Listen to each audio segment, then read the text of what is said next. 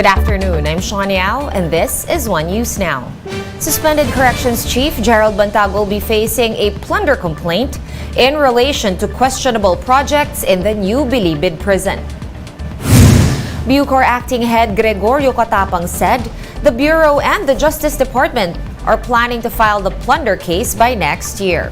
According to Catapang, Bantag made unauthorized payments amounting to 1 billion pesos for unfinished prison projects. Catapang added that he will request the Commission on Audit to look into the questionable release of funds. Bantag is already facing murder complaints for the death of radio broadcaster Percy Lapid. People responsible to assess the permits or the extent of accomplishment accepted that indeed they were told to doctor the documents saying that this is already 95% finished, but truthfully it's not yet. And some motorcycle taxi riders have started operating as informal habal-habal operators this holiday rush. Mobile journalist King Senko with the details. Motorcycle taxis have always been the transportation mode of choice for those who hate getting stuck in traffic. However, over the past weeks, booking a motorcycle through ride-hailing apps has become more difficult, especially as the holiday draws near. In my own experience, it took almost an hour before I was able to get a rider, even past the rush hours. This means it could be even more challenging to book a ride during rush hours. Motorcycle taxis are the first choice of commuters like Kirin, who has to go to the office every day. Aside from the cheap fare, it also saves her a lot of time. But now? Actually, sobrang hirap po mag-book ng angkas. Lalo po kanina pong umaga kasi nag-try ako mag-book ng angkas saka joyride. And Grab din, lahat trinay ko pero wala pong nag-accept. Whenever this happens, Kirin keeps on waiting until she manages to get a rider. When this fails, Kirin is forced to take the train. But why exactly is it more difficult to book a motorcycle taxi these days? Ang demand po natin ng mga public utility vehicles ngayon, tumataas na po talaga. Hindi po kaagad tayo makapag-open ng mga ruta kasi nga, or TNVC slots kasi nga po, we need to study po yung supply and demand. Even though demand is rising, we spotted a lot of riders parked near malls and major establishments. I even tried booking a ride near these establishments, but none of the riders nearby accepted it. Their explanation? So member din po kayo ng application ng Angkas? Oo, pero hindi ko ginagamit eh. Bakit po? May kababaan kasi ang fare ng ng Angkas. Eh walang cut, tsaka hindi 20% ang percentage ng top up. Riders say the 20% top-up is a huge cut from their earnings. On top of this, they also have to pay for insurance. With this, some commuters have agreed to come up with arrangements with riders. May mga suki ako na hinahatid sundo ko talaga. Minsan nagpapa-escort sa akin pag pupunta ng Divisoria, pero sagot naman nila yung parking tsaka yung bayad yung oras ko. The LTFRB have earlier warned the public that such transactions with motorcycle riders and even private vehicles are unsafe and prohibited. Apprehend na po kami doon sa mga social media postings po na yon. So patuloy din po yung aming anti-colorium operation po doon. Marami na pong kotse, sedan po na na-impound na po ng ating opisina. Mobile journalist King Senko, we are One News. One News Now will be back with more stories after this quick break. Keep it here.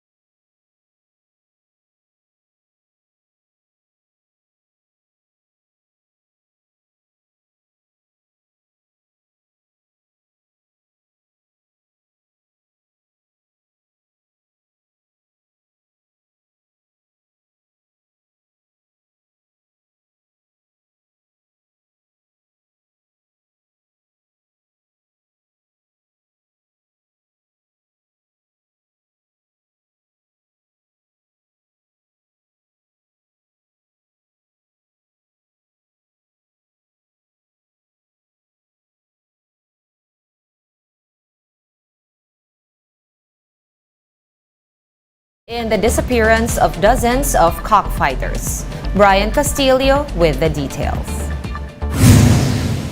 Families of missing cockfighters held a dialogue with the Criminal Investigation and Detection Group over at Camp Crame. This is after the PNP dismissed 5 policemen allegedly involved in the abduction of Isabong Master Agent Ricardo Jonjon Lasco in August of last year. Jonjon's eldest sister welcomed this development and said that the probe is heading towards the right direction. Itong laban na to ay laban din ng buong kapulisan. Remember, itong nambiktima sa atin, sad to say, kasamahan nila sa kapulisan. So hindi kayo papayag, sir, na madungisan ng 3 o 5 pulis itong inyong organization. However, Charlene still believes that there are more policemen involved in the abduction. For all the policemen, yung 3 na kinasuhan at yung 2 pa na pending, kung ako sa inyo, maawa kayo sarili nyo. Remember, 15 kayo mahigit na kumuha sa kapatid ko. Magtitiis ba kayo na kayong 3 lang ang makukulong? Sila nakalaya?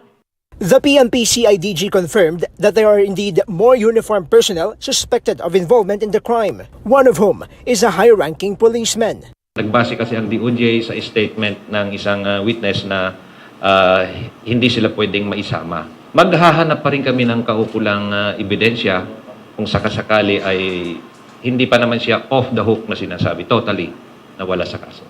But despite this, the CIDG sees no evidence of a syndicate group within the police force. Sindikato sa PNP siguro wala naman po dahil ito naman po ay isang isolated case po yung kay Mr. Lasco. Nagkataon po na mga pulis po yung suspect po natin. Meanwhile, the PNP said they will continue to look for the missing Sabongeros, despite Justice Secretary Boying Remulla's claim that they are presumably dead. Yes, missing pa rin. Okay. Unless na may makita po tayo na ebidensya ng body of evidence ay missing pa rin po. I don't want na bigyan po kayo ng pag-asa po, ng false hope, but we will still pray for a miracle. For News 5, Brian Castillo, we are One News. For more updates, visit News 5, The Philippine Star, and Business World online. Visit our website, onenews.ph, for more in-depth analysis. You can also catch One News on Signal Play. Register for a free account at www.signalplay.com and stream One News Live anytime, anywhere. I am Sean Yao. We are One News.